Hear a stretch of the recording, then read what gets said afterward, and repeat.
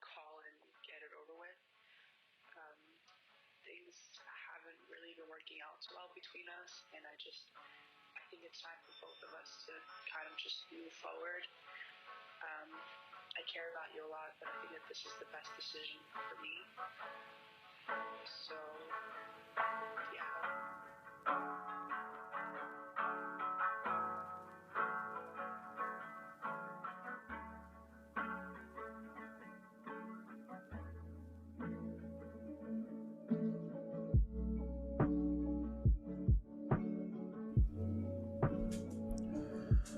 Why, hello there, traveler. Wherever you might be, we find ourselves wandering in through the fog, through the bog, maybe even a log. We're working our way down through the trail into a liminal space, something full of mystique, something full of wonder, something full of fascination. We're entering the Taver Post In, where we get to take a moment away from reality and just meditate. Enjoy a nice bowl of ogre stew chili, and more than anything else, we get to enjoy the company of others and other travelers along this path here with us. Today, we are fortunate enough to be graced by a returning traveler to the Taver Post In, to the descent in general, to life in general, one of the most illustrious beings known to humankind, Jared. Jared, how are you doing, buddy? Why, thank you, Tall, for having me back on the pod, and for the first time getting to join you in the warm and quaint comforts of the Taver Post In.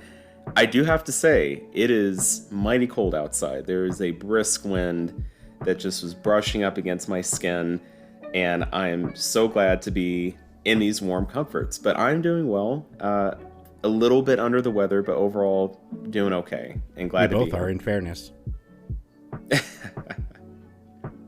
There's something going around right now. It's telling you. That's why you have to come into the Taver Post Inn and get a nice bowl warm of ogre chili and warm up and, have the sinuses drain a little bit, clear out, and, get you ready to get back on for the path. I like it. And I feel the warmth of the fireplace on my skin now. So it's definitely a relief. Cannot wait to grab some chili and just really tell some cool stories and enjoy this stop along the path with you.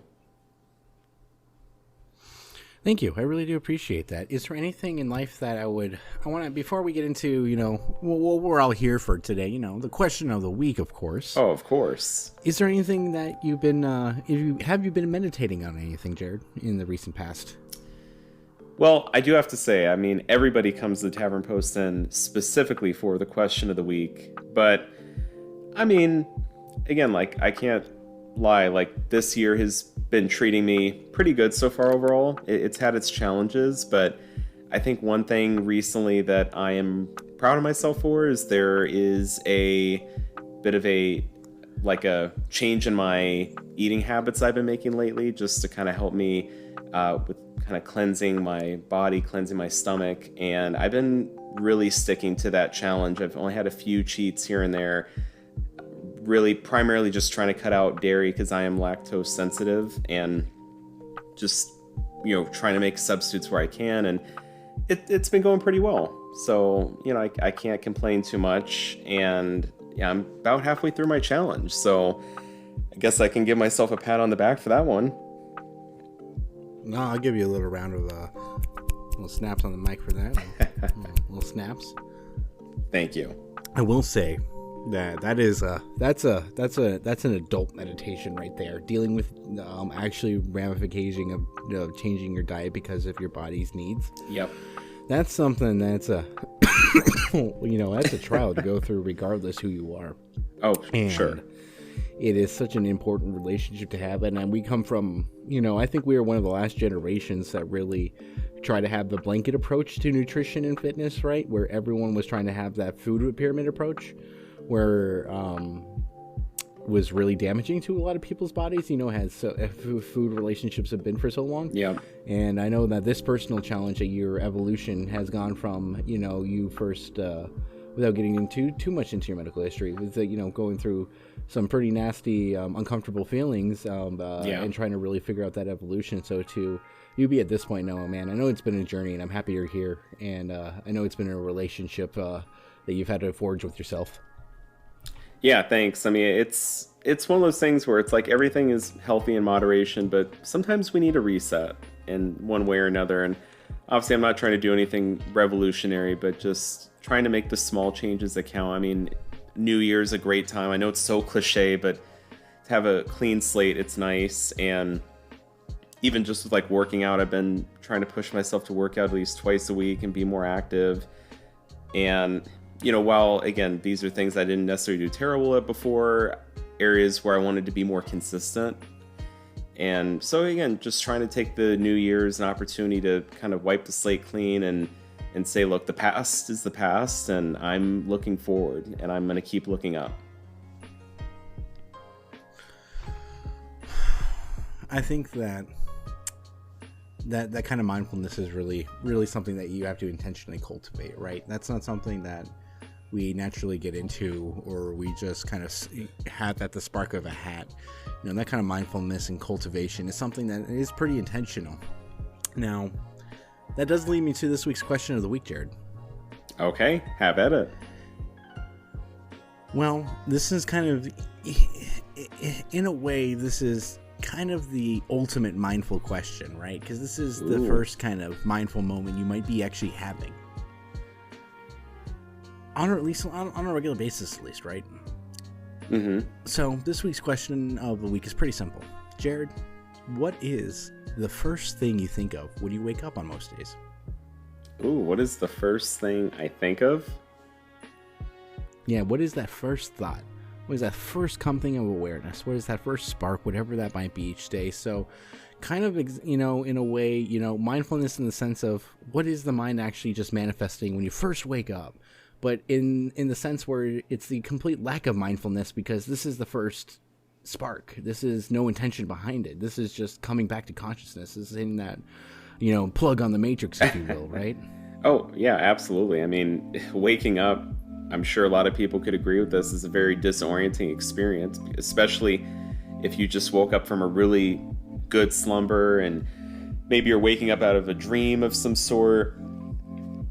Even if you're not dreaming, it can still be a disorienting experience, just kind of reestablishing yourself back in reality, in the grounds of reality. So if I had to really think about it, obviously I think there's a number of things I could think about as I start to wake up, and everything kind of starts to turn on. I actually think of it like as an analogy, thinking about when you go to your like electrical box and you have all the switches, you just start flipping all those switches on in the morning, you start checking in on people, whether physically over your phone, over the computer, whatever it may be, just checking in, getting the day started. But if I had to say the first thing, like universal, no matter where I am, what the circumstance is, it's probably just that initial, and maybe it's different for everybody, but for me, it's that initial temporal spatial like recognition. Like when I wake up, I'm first examining my environment to see where I am, even though I know it sounds silly because I went to bed in my bed.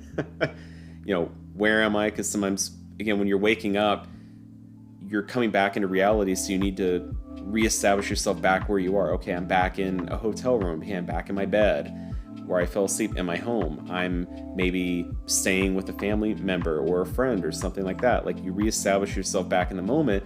And then most importantly, what time is it? And usually you can kind of guesstimate based on how dark or light it is.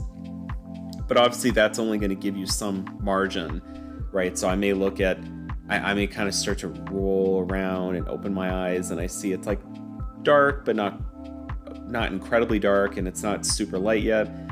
Okay, today's January 18th, might be around 6:45, 7 o'clock, and then you roll over and it's like 7:03 or something. And then I think the first moment you look at the actual time that we have made up, then you're like, okay, I'm back on the track, right? And I know where I am, I know what time it is. But that's just kind of what it is for me, like just coming back to and just, again, reestablish myself back in reality and what time and space am I currently in. Do you think that when you are on most days, right? So in most days when you're coming back to that time and space spot, right, and you're in your natural environment, in your room, right, or anything like that, you said that, you know, oftentimes waking up is disorientating. Take me to that space right there. When you're waking up on most days, you know, is it disorientating? Is it the sense of awe? Is it the sense of, like you said, just survival or base instinct? Or what is that experience right there? Really good question. I mean, I'll be honest, if I got really good sleep and was really relaxed, no disruptions middle of the night, like, my wife thinks I'm crazy for this, but my ideal sleeping environment is like no sound, no light. I just love like going to sleep in that kind of environment and then waking up to the light piercing through the curtains. And I think on an ideal day when I wake up, it is kind of more that refreshing awe where it's like, hey, I got great sleep. This is awesome. I'm on my biological clock. I'm ready to start the day. But most days, of course, I have 2 little kids and I have to get up early to help get them shuffled out the door and get the day started with everything. So, I mean, in that case, waking up is a little different. You know, waking up can be a little bit more disorienting, and it doesn't have to be in a bad way. It's just, again, our REM cycles are so sensitive. So if you're not getting the same quality of sleep because maybe you've got middle of the night wake ups, or maybe you don't quite get the right amount of sleep because you're waking up to an alarm that's abrasive, it's just kind of disorienting because you're in this comfortable state of sleep and then you're just being lifted out of it, right, in a sudden moment. And even sometimes our bodies like wake us up and like I'll be like, why the hell did I just get up? Like there's like, it's 4:42 a.m. Like there's no reason I have to be up. Nothing got me up. Those type of experiences are disorienting because again, it's like you're questioning what time is it? You know, I'm feeling kind of half awake, groggy, trying to ground myself in reality. And I am a night owl through and through.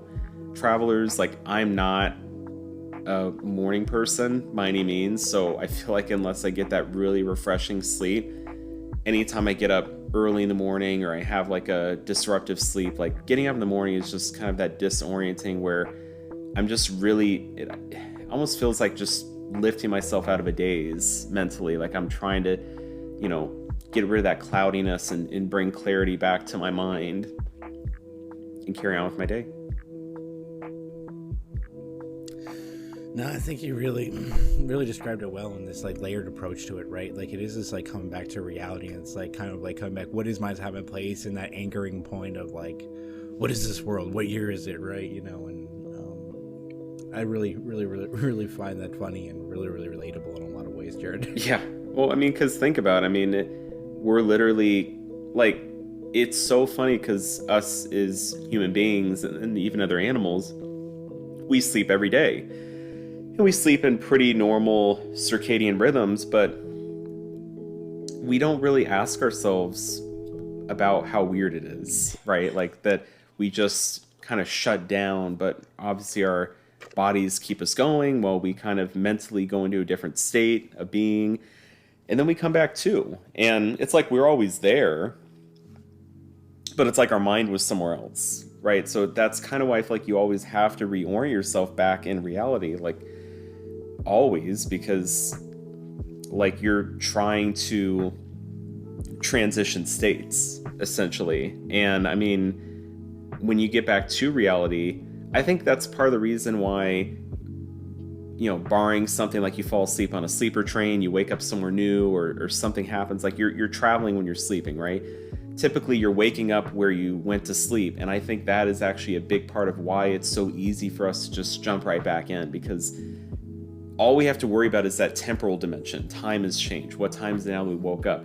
We woke up at the same place we went to bed, but in some cases you're having to reorient spatially and temporally because you're like, wow, like I'm in a different place. Like, look at the countryside and look what time it is. So I think sometimes we could take for granted waking up in the same space every morning after going to bed at night, or vice versa, whatever your schedule is. But yeah, I mean, it's just, when you really think about it and ponder it, it's very interesting to think about. No, and I think that like, it really resonates with me a lot, because like my first, I go through a similar process, right? I don't know if this is it's harder to define if it's a thought or not. Right. The first thing I do, and it's a reaction, is I check if there's light or not. That is the very first thing before there's any thought. The first action is there light? Because I think the immediate reaction and potential thought, and I'm not sure if this is a thought or not, but this is what would be my potential thought, would be, can I go back to sleep? On most days, right? Realistically, and this is something that has always been my entire life, is I love sleeping in, because I am like you too, Jared. I'm a night owl. I am someone who has never done well going to sleep. I always stay up, right? Which is one of the reasons why I'm so interested in a descent rather than an ascension, right? It's easy enough to get going and everything like that. Falling asleep for me is, oof, I'll be up all night. Right. I'm really interested in, I think even when I'm getting full rest, right? Even if I go to bed really late and stayed up all night, or if I'm going to bed on my, like right now, where I'm on the most, circadian, the diurnal rhythm you could potentially have, right? My thought, 2 hours, 6 hours, 8 hours, 10 hours, I'm still like, can I sleep more? And so it is always this weird, like, conscious thought where I have to go through. It's like, nope, it's time to get up, or it's like, no, I can sleep more. And like, I have to like go through this like weird kind of like internalized ritual, right, where I have to come through this acknowledgement of reality, of like, okay, it's time to go, and like I actually do have to wake up, or if I can sleep more, because like every day the answer realistically for me is, man, I want to just be like, nope, I want to sleep more. Because once I'm asleep, man, I want to stay in there. It's so cozy. So cozy and restful, and I don't have to deal with the weights of the world or whatever anything else is. Sleep is rest, and it's, it doesn't matter what else is going on. I'm okay in sleep. That is it right there, and I think that's also extremely relatable to all, because I feel like I have that thought too. It just happens to be more subconscious. Like, sometimes I sleep through my alarm, and my wife will be like, you just like you tapped on it and you turn right back over, and I'm like, I'll be completely honest with you, I don't even remember that happening. Like, I made a decision like without me even being fully conscious of it. So for all I know, maybe that is my actual first thought, but I don't know. I feel like also the order of thoughts when you first wake up is a little hard to like catalog, because you are so disoriented. Wake up time is not the same as as like experiential time. No. Wake up time is on its own different scale. Oh yes, it almost feels like re-entering a simulation, paused, and then things kind of start to slowly get going. Like, things aren't ever moving full speed when you're first waking up. We've talked about this pretty openly, how this past year has been difficult for us in both different ways, right? One of the biggest things I've really noticed is like that kind of, re-waking up, as you were talking about in this pod or whatever, right? One of the first weights I will always notice, and I can always I've really kind of come into with my body on this, is fucking anxiety, right? Yeah. I can tell, because it'll be one of those, like, there'll be that awake period where, you go through that conscious kind of wake up, right? Where it's like, okay, do I want to be awake or do I want to be in sleep? And I'm considering that, I think, my first thought. But then, if I'm going through a period of high stress, like I've gone through some of these transitions, whether it be financial, relationship, or whatever that we, experiences, I can feel, and it's not that's not a thought. It's more of a recognition, right? Right. It's like a recognition of like, oh shit, this weight's still here and I still have to deal with this. And that it comes like a layering effect on of it. It's like, kind of like almost a re-entering like of layers at that point, where it's like, fuck, there's this on top of it. I forgot about that, right? Or it was nice not to have that weight on me for a moment, right? Yep. And I think that's one of the reasons that really reinforces that, like, that sleep is safe place, kind of concept internally inside myself, where it's like, cause like that's the place you go where you don't feel the weights. Yeah, it's like that salt pool or whatever, where you're just floating, suspended, and you can't feel anything. It's kind of like that experience, metaphorically. Like true disassociation. Yeah. And it feels great. It really does. I think that's why everyone needs a good night of sleep. Oh, everyone does need a good night of sleep. You can never catch up on your sleep debt, kids. So please make sure you take every revenge and take every nap you can get, because it is cozy. I'm about to go there myself, Toll. I think I'm just going to try to finish up reading the last 2 chapters of this book that I'm currently working on. A lovely book called The Science of Interstellar. Highly recommended, by Kip Thorne. And after that, I'm probably going to turn over myself and get ready for a new day tomorrow. You know, and Jared, well, all I can say is thank you for stopping by and enjoying a nice bowl of ogre chili, for taking this space that we created right here and making it as warm as any hearth could burn, and making it as inclusive for myself, yourself, and the traveler stopping by. Is there any final words that you would like to say? You can't see it, traveler, but I am making a heart with my hands for all of you out there. I hope everyone has a good night. That is pretty sweet. Well, everyone, Jared, myself included, traveler, and we all, wherever you are going for rest of the night, may it be peaceful. May it bring you deep, eternal, and restorative energy. And whatever your thought is that you wake up with, and wherever that re-acclimation back to wherever your time and space is, may it bring you peace. May it bring you love, so that you can act with compassion and radically transform the next moment in front of us. All we got is a moment-by-moment approach, people. And remember, you are loved. You are worth it. And you are enough. Thank you.